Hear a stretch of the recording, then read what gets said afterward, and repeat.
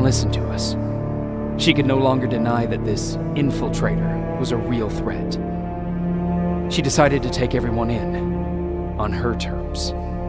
The shelter was on high alert, but thanks to the intel I gathered in Pasadena, we slowed the advance of the Annihilation Line and gained some time. Just enough to start preparing the counterattack.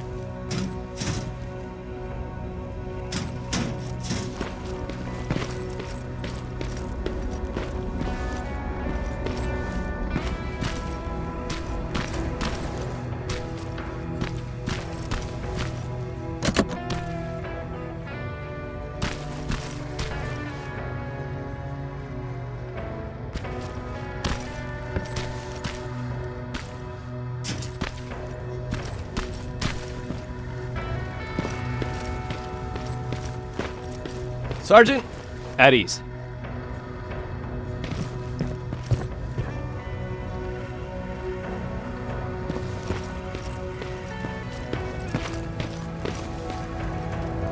Well, look at you, Sergeant. When you helped us in Pasadena the other day, I was trying really hard not to panic because you were only a private. Sorry for underestimating you. I guess I should salute or something? How's Patrick? Every day a little better. Aaron says he'll be back on his feet in no time. She's done a great job with him. I wish I could repay her somehow. It just doesn't seem that she needs anything. Getting ready for another scavenging run? No, I just came out here to catch my breath. Baron is giving us the entire evening off, believe it or not. Doesn't sound like her. I need to report to Baron.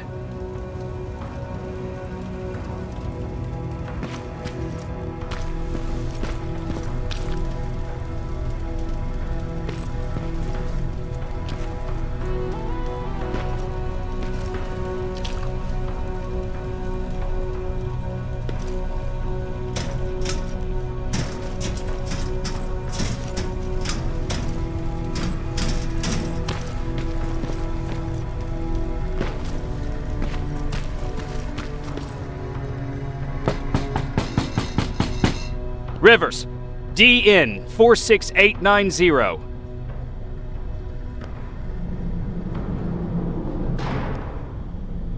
The commander is expecting you in the control room, Sergeant.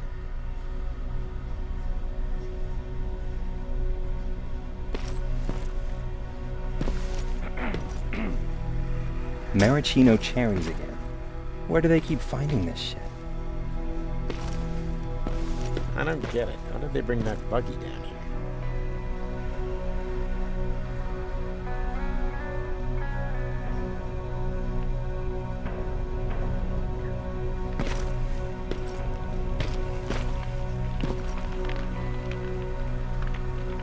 Hey, I'm just catching up with Mark. I'll get back to work in a couple of minutes. You won't tell, right? But no, seriously, you won't tell, right?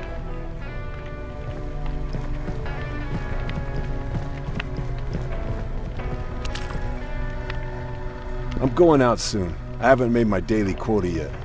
I still have 3 more rats to catch. If you see one, let me know, okay?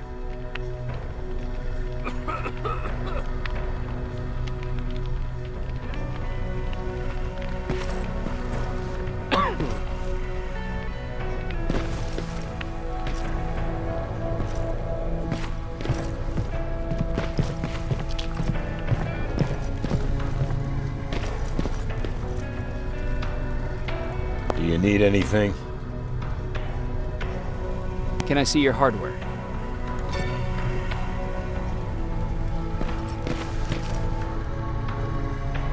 Hey Ryan, how's everything? Exactly as you would imagine. Baron's keeping me busy. They weren't kidding when they said she's a hard ass.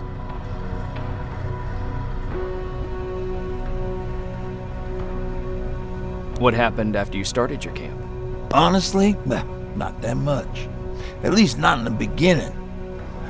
When we gave up on the idea of getting in touch with anyone, we just tried to adapt. Temperatures fell, we had to scavenge for food. All of a sudden, that became our life. When did you first hear about Skynet? Oh, that came years later. We did hear some rumors about robot warriors, but you must understand how crazy it sounded back then. And that wasn't even the most insane story out there. My favorite one was about the radioactive squirrel zombies. Well, I know how stupid it sounds, but we managed to have fun in our little commune. I still had my guitar with me. We talked a lot about how we're gonna be famous, because we're the only living band in the world.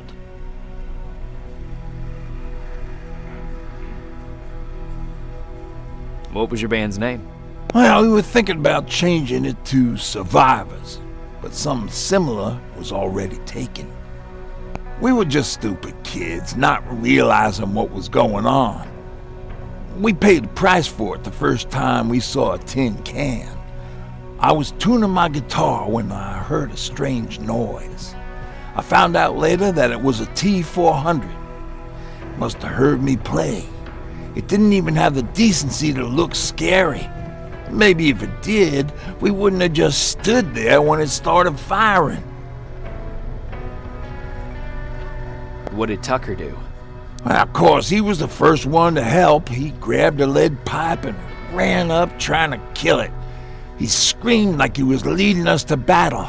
A tin can got Tucker with a single bullet. Bam! Just like that.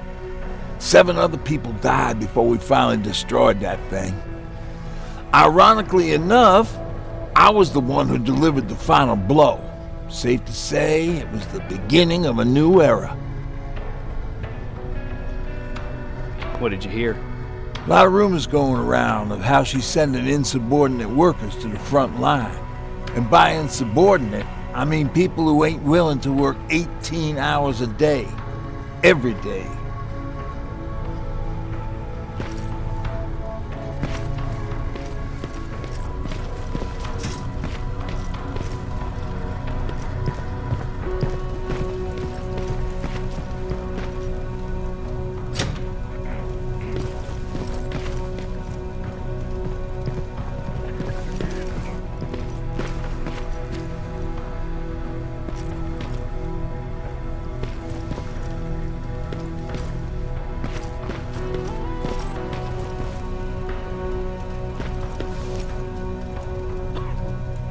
Are you alright? Me? Honey, I'm about the most well-adjusted person in this goddamn place. It's the others you should be concerned about. You mean Ryan? Ryan ain't so hot either, but that's another story. Jennifer? I'm worried about her. I'm the one that asked Baron to give her team a little break. Jennifer's been busy scavenging supplies for the soldiers, and she hardly had time to see Patrick. And now she's finally got a day off. She's avoiding him like the plague. How's Patrick doing? He's fine, but it wouldn't kill you if you checked on him yourself.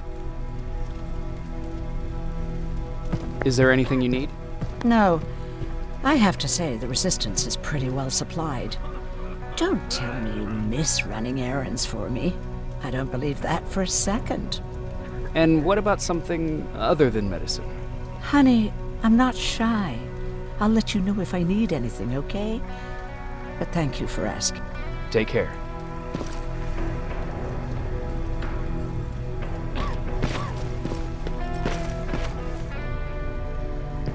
How are you doing?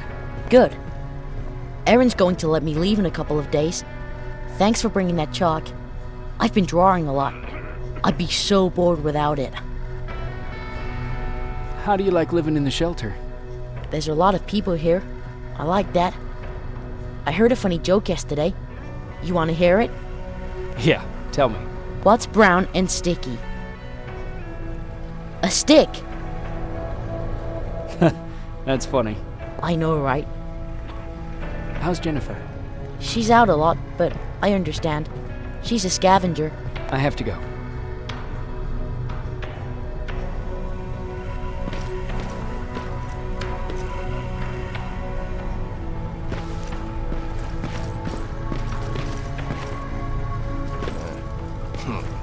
It's getting more and more crowded in here. Yeah. Just means Alvin lost his spider scout again. Man, I saw it crawling through the shelter earlier. Almost gave me a heart attack.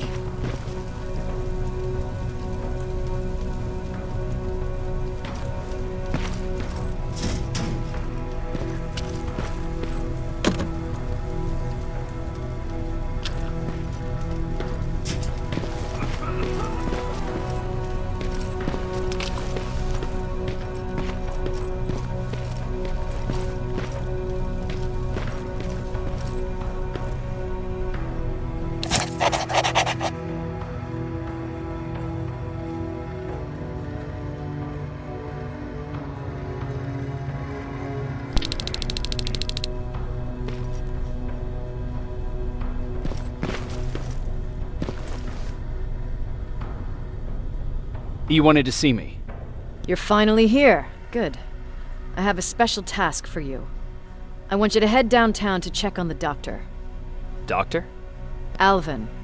He's out there making sure that our defense systems are working properly.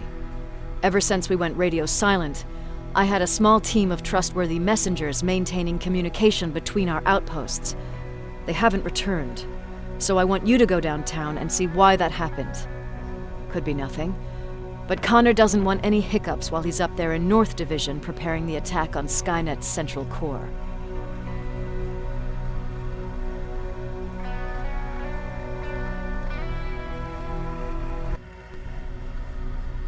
If you don't mind me asking, how did you end up here?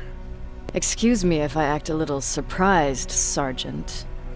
But no one in here thinks it's wise to ask their superior personal questions. But since you did, I'll humor you. So, how did I get here? The same way you did. I was born, raised, then given a gun. We don't really have a say in what we do we? Or do I assume too much?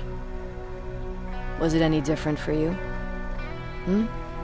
Why do you fight, Sergeant? It's the right thing to do. There's nothing noble in what we do. Humans were fighting humans since the beginning of time. It just so happens that right now we have a common enemy. If it wasn't for the machines, we'd probably be fighting each other.